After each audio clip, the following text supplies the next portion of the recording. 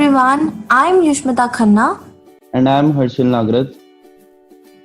and this is our major project. We are going to discuss about our major project which is on the topic Integrated Secured Network Design for an Organization. So these are the list of contents we are going to discuss today. Firstly, we will give the introduction of the project and then we'll discuss the problem statement on which we worked on this project and then the network requirements, technology used, network design, scope of the project and the conclusion. We have created a secured network design for an organization which has collaborated with another organization which involves identification, determination, and specification of data communication products and services that best satisfy user needs in a way that gives room for network security, scalability, redundancy, and effective manageability. Our project also focuses on protocols such as EIGRP for routing, NAT for reachability to internet or ISP, DHCP to assign IP to every user in the LAN. It also comprises of security device named as firewall or the Cisco ASA, which will secure the inside network from the outside network and also use various services to make the network more efficient. The project focuses on a major problem which was there in the existing organization. The problem was that the LAN consisted of single firewall and they had to integrate with another organization with which the existing organization was collaborating. They were acquiring the other organization. So there was a problem that they were getting a problem in integrating the LAN network of the organization it acquired. So we have created a project based on this problem statement. So these are the network requirements of our project. In our project, we have tried to achieve the basic requirements of the organization to integrate its network securely. The requirements of organization are connectivity between end users of both the LAN networks, reachability of the LAN networks and the end users to the internet, secured communication between the end users, high availability of security, communication via internet to be secured and encrypted, management access of integrated LAN using the main branch network admin. We have used various technologies as we discussed in the introduction. So I will be telling you about the technologies we have used in our project. We have used EIGRP, that is Enhanced Interior Gateway Routing Protocol, for sharing routes amongst the LAN. The LAN of the existing organization consisted of only one firewall. We have added another firewall in order to add device failover. In this, we have used the concept of active standby failover, where one ASA is active and another ASA is standby. Where the active failover gets down, by any chance, the standby failover becomes active immediately, assuring the security without loss. The internal LAN of both sides include private IP addresses or addressing, and ISP provides support only to public IP addressing. The ISP doesn't allow any public IP addressing. The private IP addresses are free, whereas public IP addresses are required to be purchased. Therefore, the organization can afford only single public IP address. So, since the ISP does not provide support to private IP addresses, so we cannot directly communicate to ISP. We provided reachability to the internet by using dynamic PAT, that is port address translation protocol, to translate multiple private IP addresses to a single public IP address, since we could afford only single public IP address. The default behavior of a firewall is not to allow any traffic from outside interface to the inside interface, due to the feature of security level. So by default, the security level of any name, use nameif in ASA to assign the name of inside or outside to the interface of ASA. So on the name of or inside in ASA or ASA Cisco ASA, the security level is 100, and on the name of outside on Cisco ASA, the security level is 0. By default, the security level which is high, lower to high, the communication is not allowed from security level 0 lower to higher. So to achieve this, we have used access list. To provide connectivity between the end users of both the LAN, we have created a secure tunnel using site-to-site VPN between the firewalls of both the LAN. We have enabled Telnet to provide management access for end users of the integrated LAN, which is the LAN of the organization which is acquired by the existing one, to the network administrator of to the existing LAN of the organization. This is the network design of the existing organization, which consists of a DHCP client and a network administrator, a switch, a router, and two firewalls that are Cisco ASA with security level 100 on inside interfaces and outside security level as 0, with which are performing NAT to provide reachability with the ISP. And this is the network design of the another organization which the existing organization has been collaborated with, which consists of a single ASA firewall with security level 0 and 100 respectively on outside and inside interfaces. It also has two end users and a router. So this is the LAN network. This is the LAN network of the existing LAN of the existing organization, which consists of a DHCP server through which our end users of this LAN network will be getting their IP addresses. Then we have a router to which the ASA firewalls are connected and our end users are also connected. It is the intermediate between the ASA or the edge device of our LAN and the end devices of the LAN, end users of the LAN. This is our ISP, the internet, which is connected via public IP addresses, and this is the LAN network of our new organization which has been acquired by the existing organization. Now I will be showing how the IP address are being assigned on the network administrator or the end users of the left LAN using DHCP server. I will be opening up the console of my network administrator, and here I will be showing you what IP address has been assigned and how it has been assigned.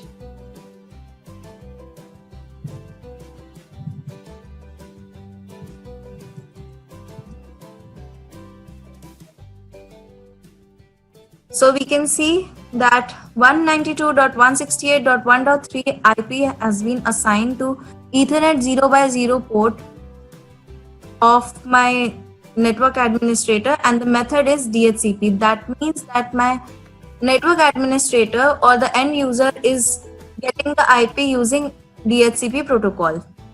Okay. So now we'll see the active standby failover configured on the Cisco ASA, that is between Cisco ASA 1 and V2.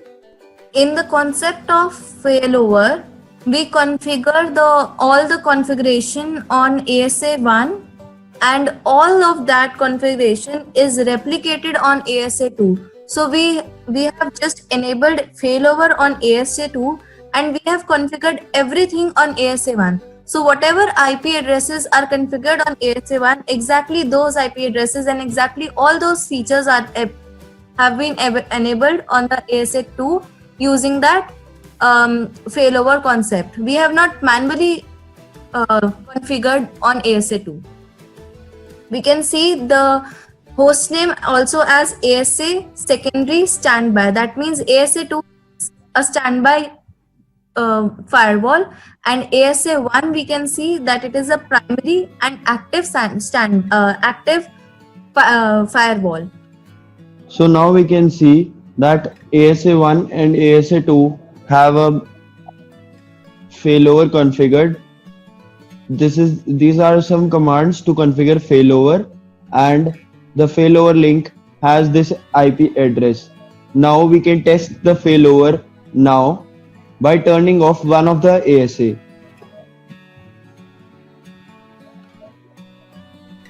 So this was our active ASA. Now we have turned off our active ASA. Now we will see how it works. It will take a few moments and then it will automatically switch the condition to active. Now we can see our standby ASA has become active. The status has changed to active. Now we can see the IP which was earlier configured on the ASA2, and now we will see it again.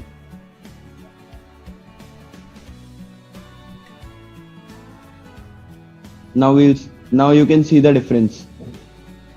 These IPs were configured on ASA1, but as soon as the ASA1 got down, it has switched to ASA2 as an active device with same configuration and same IPs. I would like to add on this, since our configuration of laptop on which we are working is not as much as a real device would work. Therefore, we had a gap of a few minutes for the switching of the ASA from active to from standby to switching it to active. But in real life, this transition is so seamless that it takes just few milliseconds to get transited from standby to active as soon as the ASA fails. Now we have also configured VPN and NAT on our ASA. So I will be showing you the VPN and ASA NAT configuration on ASA and how that VPN works. I will be opening up my ASA V1. So now we have got our ASA1 as primary and active again since we restarted the ASA1. We'll be seeing our NAT configurations.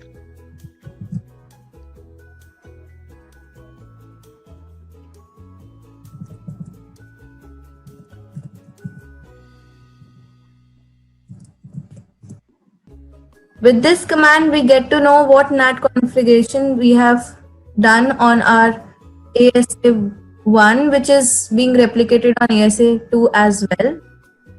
So we have configured that any LAN user from the left LAN can communicate to any LAN user of the right LAN, and we have configured this as a static NAT, or I can say PAT, and we have also configured PAT on our object network. So this is the configuration of VPN which we have configured on ASA1. It is already replicated on ASA2. We can also check that. On ASA2, this configuration has been replicated by default.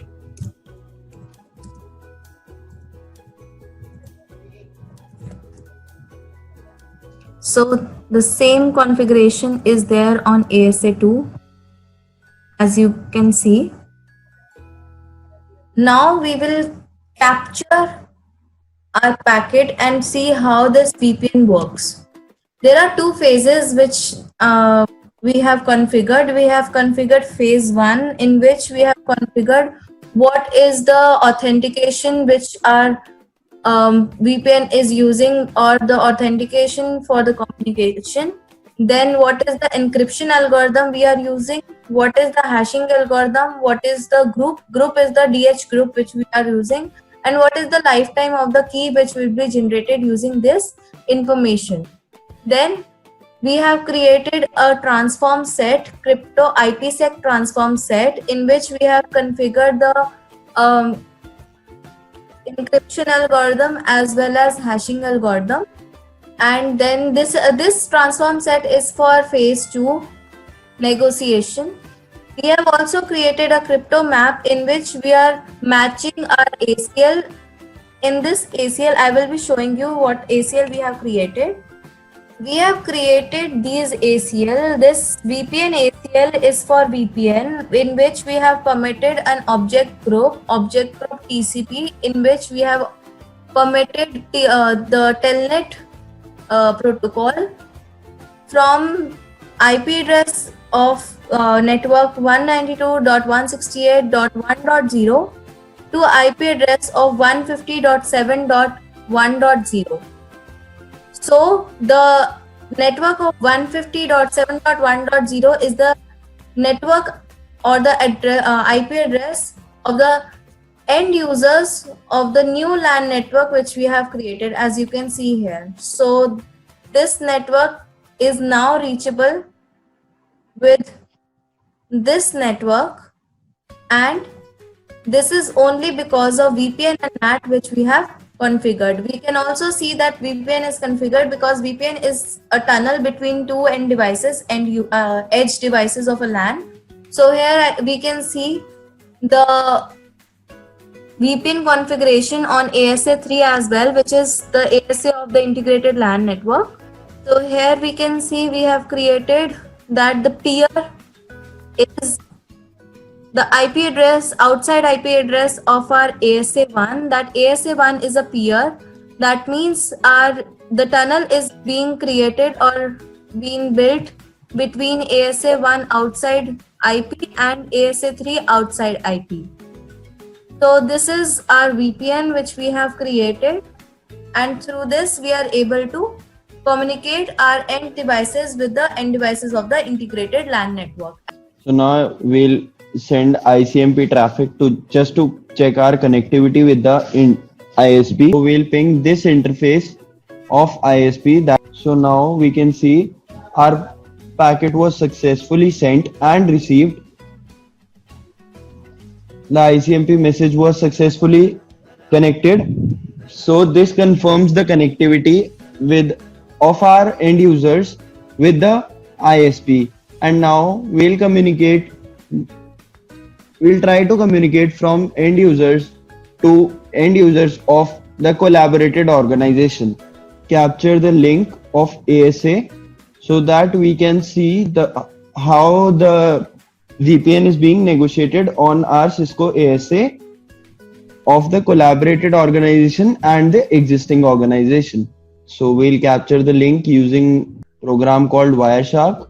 In security, our VPN is supposed to encapsulate our data using ESP protocol, and here I will be showing how the packets are actually encapsulated using ESP protocol and how the first phase negotiation took place.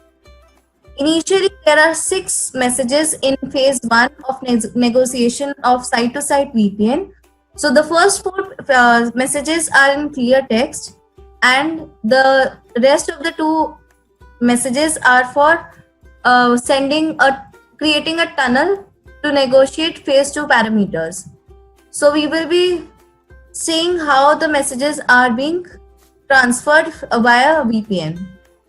Here we are going to ping the end user of our integrated LAN with the IP 150.7.1.2, and we will then check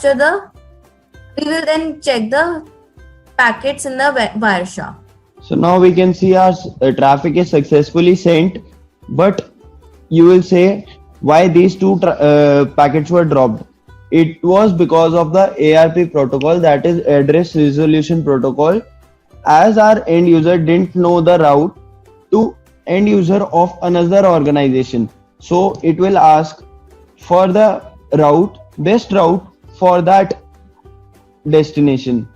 So our ASA will tell the best route, and then it will reach other organization. And now we will see the captured links on our Cisco ASA, which are here. We can see how 6 messages of main mode are exchanged and 3 messages of the phase 2, that is quick mode. Main mode is phase 1 and quick mode is phase 2. we will capture the phase 1 messages first. As I told you, the phase 1 messages are the first 4 messages are in clear text, and after then the messages gets encapsulated. So we will see that. Now we can see that it is using ISA KMP protocol, which is Internet Security Association and Key Management Protocol. In this, we will go to Payload Security Association. Association is a database which consists of what all protocols and what all encapsulation and hashing algorithms we are using to encapsulate and negotiate and create our key and do our key management in phase 1 and in the site-to-site VPN. So now we will be looking into the payload proposal 2. In this, we can see that we have a transform set, we have a proposal in which we have used, we can see that we are using ISA KMP protocol. Then we can see in the transform set that the encryption algorithm which we are using is triple DES. The hashing algorithm which we are using is SHA. The authentication which we are using is pre-share key. And what is the life type of a key which will be generated for this tunnel. Now I will show you the 5th and 6th message, because these 4 messages are just to exchange the parameters. Now we will see the 5th and 6th message, which are going to be encapsulated. So as you can see, here we have our Internet Security Association and Key Management Protocol header. Over it, we have our UDP header.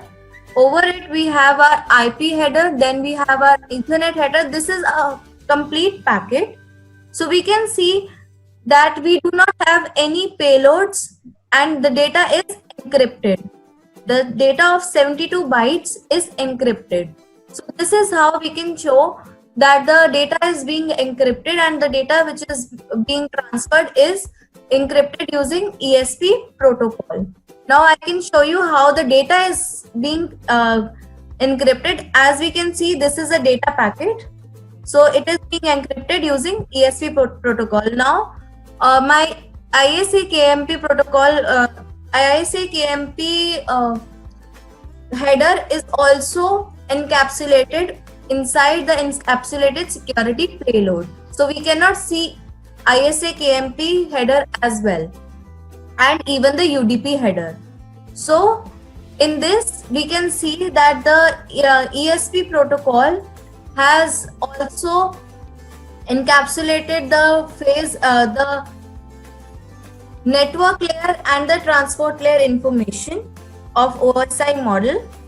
And the new IP addressing, new IP header has been assigned with the IP of public IPs, due to which of the public IPs through which our data is being communicated, as the VPN is configured between the public IPs of both the ASAs. So now we will see then that how can we remotely log in through our network administrator system to a device that is on a remote location. So we'll telnet this user on the existing collaborated organization from the existing organization. So this is the console access of the network admin of the existing organization. So now we'll see that how we'll telnet from our network administrator to a user in the collaborated organization. Telnet is used for remote access. So now we have the remote access. So now we can see we have got the console access and the password was not visible even if I have entered here due to security reasons. So now we can see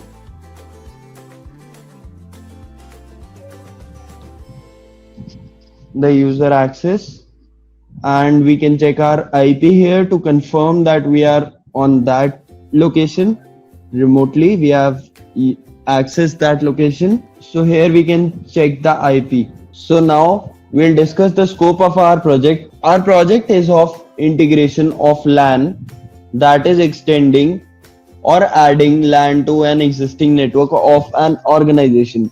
The management access of firewall integrated LAN can also be provided to the network admin of the existing LAN. DMZ port can also be enabled. DMZs are basically dematerialized zones which are used for connectivity to public servers, HTTP, DNS, etc. We can also use remote access protocols that are SSH or Telnet to provide secured and encrypted management access to our ASA. We can define privilege level to users. Privilege level is basically to adjust the rights to a user, which can be adjusted by the number of privilege level which we have assigned to a particular user. Now, coming on the conclusion and summing up our project comprised of reliability, high availability, and security concepts to provide end-to-end reachability between the LAN users. The network is designed according to the requirements of the organization along with the cost effectiveness.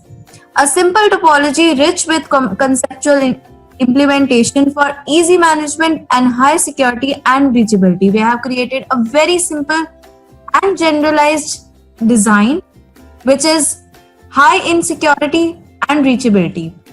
There are various concepts that can be included in the same in order to provide more services to the network. That's all. Thank you so much.